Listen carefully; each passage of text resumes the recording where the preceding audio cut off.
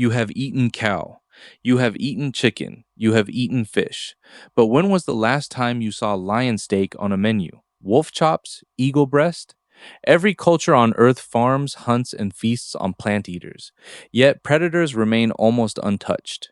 Not because we cannot catch them, because something deeper decided their fate long before the first recipe was written. Start with the math. In 1942, ecologist Raymond Lindeman calculated what we now call the 10% rule. At every step up a food chain, roughly 90% of energy is lost, burned as heat, spent on movement, wasted in digestion. Only about 10% makes it to the next level. So 100 pounds of grass becomes 10 pounds of deer, which becomes 1 pound of wolf. To farm a single pound of predator meat, you must first raise 10 pounds of prey, which itself required 100 pounds of feed. Predators are, by design, the most expensive meat on Earth. No civilization in history has ever possessed the surplus to waste on such a food source. The energy simply does not exist. But economics is only the beginning. Inside predator flesh, chemistry has been quietly stockpiling poison. This is biomagnification. Toxins like mercury and industrial chemicals do not vanish as they move up the food chain. They concentrate. A small fish absorbs trace mercury. A bigger fish eats hundreds of small fish. A shark eats hundreds of bigger fish. By the time you reach the apex, you are eating a creature that has spent its entire life accumulating everyone else's poison. This is why pregnant women are warned away from shark, swordfish, and king mackerel. The same pattern nearly destroyed bald eagles in the 20th century. Pesticide DDT washed into rivers, concentrated in fish, and then in the eagles that ate them.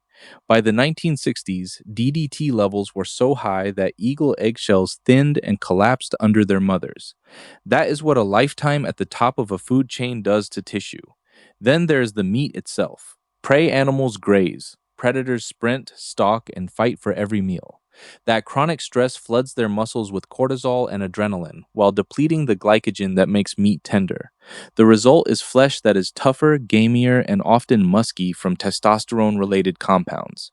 Hunters who have eaten mountain lion or wolf describe it the same way. Edible in survival, not something you would choose. There is disease risk, too. Predators eat the sick, the old, and the weak.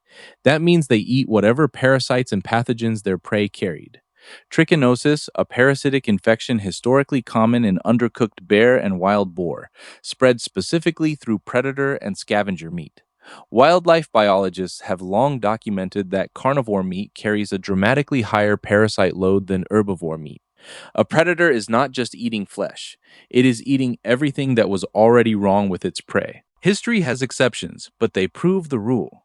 Bear meat has been eaten across Scandinavia, Russia, and North America for centuries, yet almost always in small quantities and cooked until sterilized.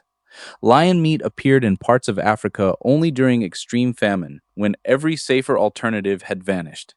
South Africa maintains a legal lion farming industry, but it exists almost entirely to supply bones to traditional medicine markets in Asia, not meat to dinner tables.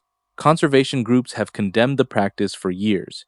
It remains one of the only attempts anywhere to farm predators at scale, and it is controversial, tiny, and aimed at bones rather than flesh. Then culture caught up with biology and made the rules sacred. The dietary laws in Leviticus explicitly forbid birds of prey and clawed carnivores, naming eagles, vultures, and hawks. Islamic dietary law draws the same line, prohibiting animals that hunt with fangs or talons. Across unrelated civilizations, from ancient Israel to indigenous North America, the same boundary appeared independently. Eat the grazer, spare the hunter. Some anthropologists argue this was not only about safety. Predators were feared, respected, sometimes worshipped. You do not eat the animal whose image guards your temple gates. So the answer is not one thing. It is biology stacked on chemistry stacked on culture, all pointing the same direction. Predator meat costs too much energy to produce. It carries too much accumulated toxin. It tastes worse, breaks down worse, and carries more disease. And on top of all that, we spent thousands of years turning apex predators into symbols instead of meals. Every ecosystem on Earth runs on the same quiet arithmetic.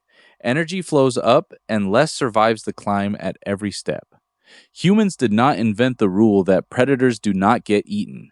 We simply noticed it in every corner of the world and built our plates around it. The wolf was never on the menu. The math decided that a long time ago.